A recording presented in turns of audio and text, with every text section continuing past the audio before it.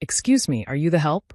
The CEO's wife looked me up and down like I was something unpleasant she'd found on her designer shoe. The servers should use the side entrance.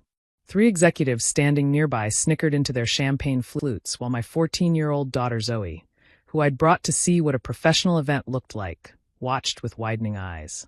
What none of them knew, what not even the CEO himself fully understood, was that I was the founding partner who owned 62% of the company and had personally selected him for his position. The annual gala for Ashford Technologies was held at the Ritz-Carlton, a tradition I'd started 12 years ago when the company was just an idea scribbled on napkins in my studio apartment. Now it was a $340 million enterprise with offices in 6 countries. 700 employees depended on us for their livelihoods. And the wife of the man I'd trusted to run it had just mistaken me for catering staff. I was wearing a simple black dress, elegant but understated, because I'd never been comfortable with ostentation. My hair was pulled back. My only jewelry was my mother's pearl earrings. I looked, I suppose, like someone who worked for a living. Which of course I did. "I'm not with the catering company," I said calmly.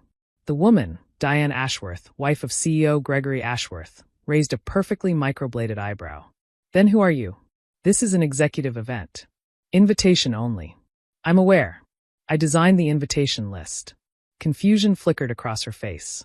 Before she could respond, Gregory appeared at her side, champagne in hand, already mid-laugh from whatever conversation he'd left. "Diane, darling, I see you've met," he stopped. His face went pale. "Ms. Monroe, I didn't realize you were attending this year." "I almost didn't. But I wanted to show my daughter what our annual celebration looks like." I gestured to Zoe, who was standing slightly behind me, her cheeks flushed with anger on my behalf. Gregory's eyes darted between me and his wife. Diane's expression shifted from condescension to uncertainty. "Your daughter," she repeated. "I'm sorry, I don't think we've been introduced. I'm Diane Ashworth." "I know who you are." An awkward silence stretched between us. The executives who'd snickered were now studying their drinks with intense concentration. "I was just telling your wife that I'm not with the catering company," I continued. Though I can see how the confusion arose. Simple black dress. No diamonds. I must look terribly out of place among all this. I gestured at the glittering crowd. "Success." Gregory laughed nervously. "Ms. Monroe has an unusual sense of humor." "She's actually leaving," I interrupted. "Zoe has school tomorrow, and I think we've seen enough." I put my arm around my daughter and walked toward the exit. Behind me, I heard Gregory's sharp whisper. "Do you have any idea who that was?" I didn't hear Diane's response. I didn't need to. The next morning, I was in my home office by 6 a.m. The space was modest, a converted spare bedroom with a second-hand desk and a view of my small backyard. Nothing about it suggested the wealth it had generated. I'd started Ashford Technologies in 2012 with $50,000 I'd saved from 10 years of working as a software engineer. The name wasn't mine. I'd chosen it from a random generator because I wanted the company to stand on its own merits, not my personal brand. For the first 3 years, I'd been everything. CEO, CFO, lead developer, customer service janitor. When we'd needed to scale, I'd brought in investors. I'd retained majority ownership, but stepped back from daily operations. I was better at building systems than managing people, and I knew my limitations. 5 years ago, I'd hired Gregory Ashworth as CEO. He had the polish I lacked, the MBA from Wharton, the executive presence, the ability to schmooze clients and charm investors. On paper, he was perfect. In practice, he developed a troubling pattern. The culture was shifting. Complaints about toxic behavior had increased. Women were leaving the company at twice the rate of men. And Gregory seemed more interested in gala appearances than operational excellence. I'd been planning to address this for months. Last night had accelerated my timeline. At 7 a.m., I sent an email to Gregory and the entire executive team. Emergency board meeting. 10 a.m. Full attendance required. Topic: Company culture and leadership evaluation. E. Monroe, founding partner. My phone rang within minutes. Gregory. Eleanor, about last night. Ms. Monroe. And we'll discuss everything at 10 a.m. Diane didn't know who you were. It was an honest mistake. Was it? She looked at me and saw someone who didn't belong. That tells me something about the culture we've created. She's not an employee. She's my wife. Her opinions aren't the company's responsibility. Her opinions reflect what she hears at home, what she sees modeled. What she believes is acceptable. I paused. I'll see you at 10. I hung up before he could respond. Zoe found me in the kitchen, making coffee. Are you okay, Mom? I'm fine, sweetheart. That lady was really mean. She looked at us like we were garbage. Some people judge others by how they look instead of who they are. It says more about them than about us. But you own the company. You could have told her. I could have. But I wanted to see how she treated someone she thought was less than her. That's the real test of character. Did she fail? Spectacularly. Zoe smiled. Are you going to fire her husband? That depends on the conversation we have today. The board meeting was held in the executive conference room at Ashford's downtown headquarters. The mahogany table could seat 20. Today, only 8 chairs were filled. Myself, Gregory, the 5 other board members, and Sandra Wells, our head of HR. Gregory sat at the head of the table, a position he'd claimed years ago without anyone's permission. I took a seat at the opposite end. Thank you all for coming on short notice, I began. We need to discuss the company's direction, particularly regarding workplace culture. Is this about last night? Gregory interrupted. Because I've already spoken with Diane. She feels terrible about the misunderstanding. It's about more than last night.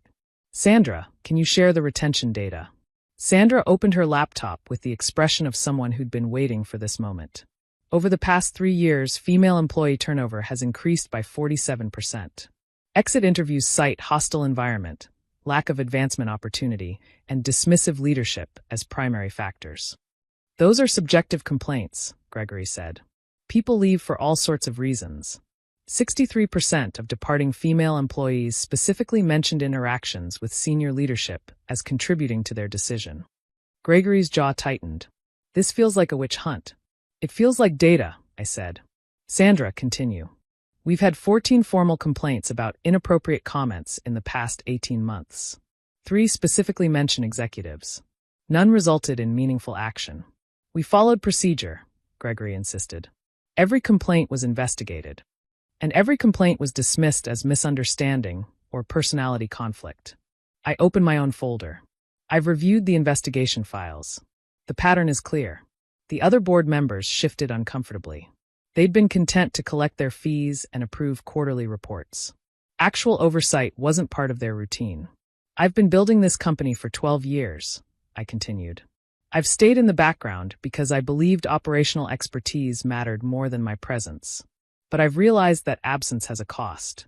When leadership doesn't see consequences for dismissive behavior, the behavior becomes normalized. What exactly are you proposing? Asked Harold, the longest-serving board member. A comprehensive culture audit, conducted by an external firm. Mandatory training for all executives on inclusive leadership. And a restructuring of our complaint process to ensure independent investigation. That could take months, Gregory said. And cost a fortune. We generated $47 million in profit last year. We can afford to invest in our people. This is overreach, Eleanor. You're a silent partner. The board handles governance. I'm the majority owner. I founded this company. And I've been silent long enough. The room went quiet. There's something else, I said. Last night, your wife looked at me, the person who built everything you've benefited from, and assumed I was the help. When I said I wasn't catering staff, she demanded to know who I was. She couldn't imagine that someone who looked like me could belong at an executive event. That's not fair. Diane isn't. Diane is a reflection of what she's learned is acceptable. She's watched you dismiss women's contributions for 5 years. She's heard you joke about diversity hires and politically correct nonsense. She's absorbed the message that some people belong and others don't. Gregory's face reddened. You're basing company policy on one comment from my wife at a party? I'm basing company policy on 3 years of data, 14 formal complaints, a 47% increase in female turnover, and the look on my 14-year-old daughter's face when she watched your wife humiliate me. That landed. Several board members glanced at each other. Zoe asked me this morning if I was going to fire you, I continued. I told her it depends on this conversation. So let me ask you directly, Gregory. Are you willing to participate in meaningful culture change? To be held accountable for the environment you've created? To acknowledge that your leadership style has caused harm? He was silent for a long moment. And if I say no? Then we discuss your severance package. The silence stretched. Finally, Gregory leaned back in his chair. What would this accountability look like? We talked for 3 more hours. By the end, we had a framework: external audit, executive coaching, revised complaint procedures, quarterly culture assessments reported directly to the board. Gregory would remain CEO on a probationary basis, with specific metrics he'd need to meet. He didn't like it, but he liked the alternative less. As the meeting ended and people filtered out, Sandra caught my arm. "Thank you," she said quietly. "I've been documenting these problems for 2 years. No one would listen. I should have listened sooner. You listen now. That matters." That evening, I took Zoe out for pizza, her choice after a difficult week. "Did you fire him?" she asked. "Not yet. He's going to try to do better." "Do you think he will?" "I think people can change when there are consequences for not changing." "We'll see." "That lady called you the help. Like being someone who serves food is bad. There's nothing wrong with honest work. Your grandmother was a housekeeper for 30 years. She raised me by herself, put me through college, taught me everything I know about integrity. So why did it hurt?" I considered the question. Because she wasn't insulting the job. She was deciding I was worth less than her based on how I looked. That kind of judgment, that's what hurts. You're worth more than all of them combined. I don't know about that. But I've worked hard to build something meaningful. And I'm not going to let anyone make me feel small for it. Even people in fancy dresses with mean faces? I laughed. Especially them. 6 months later, the culture audit was complete. The numbers were improving. Gregory was grudgingly implementing changes. Diane had, according to reliable sources, become significantly more careful about how she treated strangers at company events. At the next annual gala, I wore the same simple black dress. This time, Zoe wore a matching one, her idea. Diane Ashworth spotted us across the room. She hesitated, then approached. "Ms. Monroe, I owe you an apology." "You do?" "I'm sorry for how I spoke to you. It was inexcusable." "It was. I accept your apology." She looked relieved, then uncertain about what to say next. "This is my daughter, Zoe," I offered. "She's the reason I've been pushing for culture change. I want her to grow up in a world where women aren't dismissed based on their appearance." Diane looked at Zoe with something approaching genuine warmth. "That's a worthy goal." "We think so." She excused herself. Zoe watched her go. That was awkward. Growth usually is. "Do you think she means it?" "I think she means it right now. Whether it lasts depends on whether she does the work. Like her husband. Like everyone. Including me." Zoe squeezed my hand. "You're doing fine, Mom." I looked around the gala, the company I'd built, the people who worked there, the future we were creating together. "We both are, sweetheart. We both are. The help."